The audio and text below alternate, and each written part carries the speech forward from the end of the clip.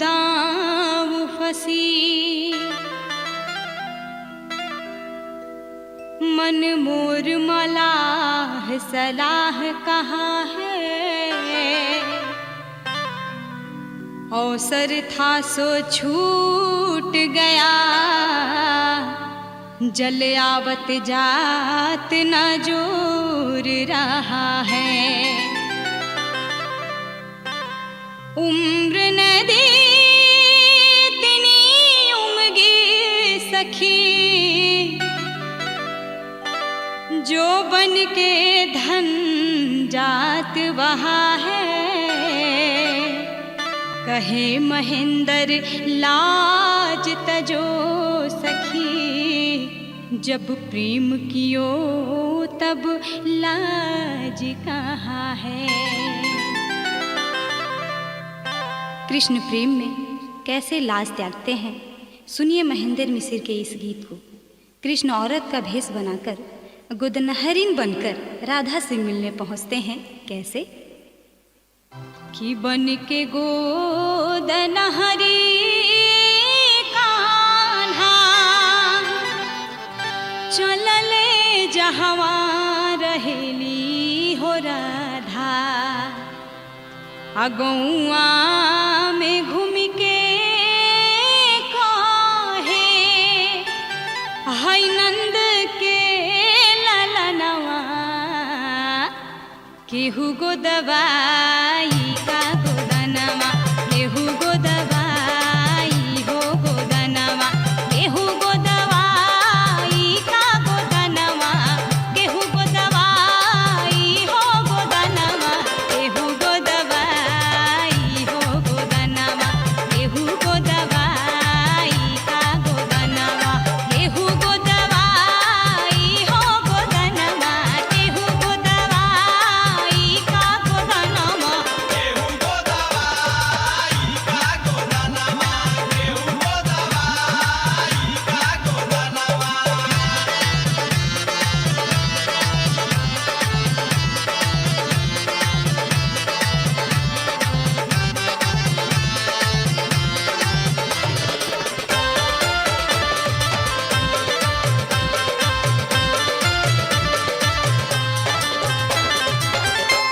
राधा जी सुन के बोली, अपनी के बड़िया खोली।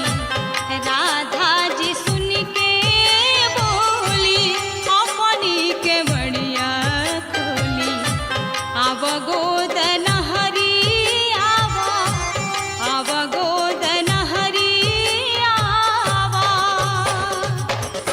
कि आव गोदनहरी आवा, आव गोदनहरी आवा, हमरी हो अंगनवा, कि हम गो दवाई हो गोदनवा, हम गो दवाई हो गोदनवा, हम गो दवाई हो गोदनवा, हम गो दवाई हो गोदनवा, हम गो दवाई हो गोदनवा, हम गो दवाई हो गोदनवा।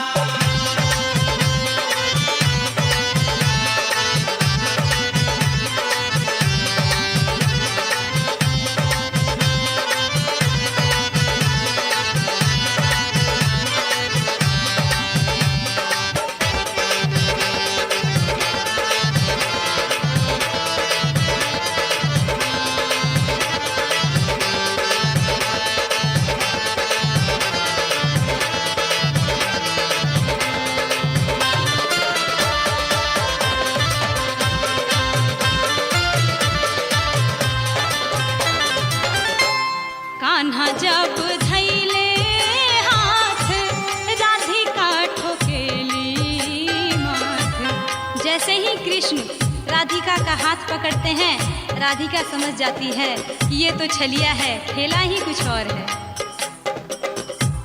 कान्हा जब धैले हाथ, राधिका ठोकेली माथ। नारी न हौवे ईता, नारी न हौवे ईता,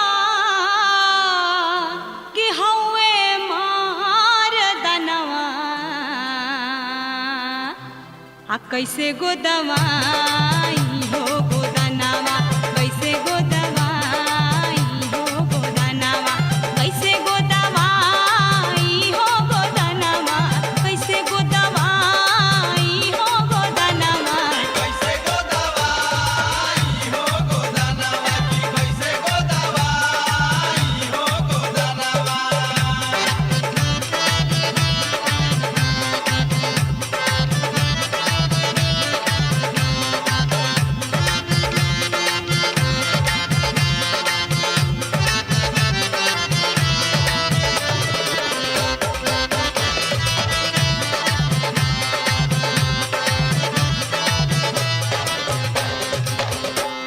भेद जब जनली सखिया कहले कन्हैया रसिया।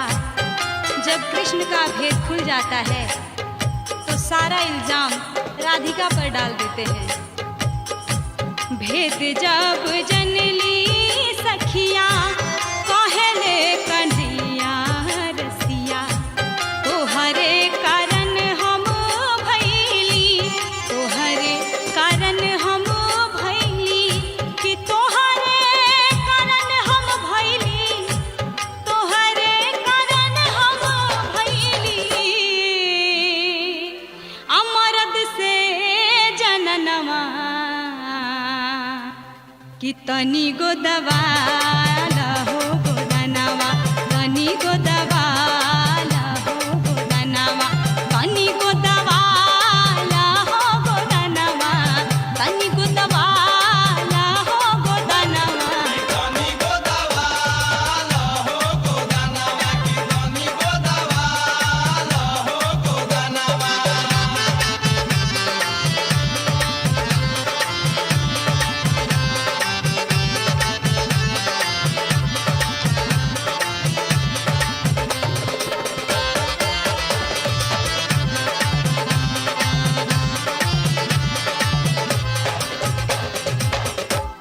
कहता महेंद्र गाई राधिका मने मुस्काई। राधिका जी मन ही मन मुस्कुरा रही हैं। कहता चंदना गाई राधिका मने मुस्काई। राधायो कन्हैया के, राधायो कन्हैया के, कि राधायो कन्हैया के। हाँ भैले मिलनवा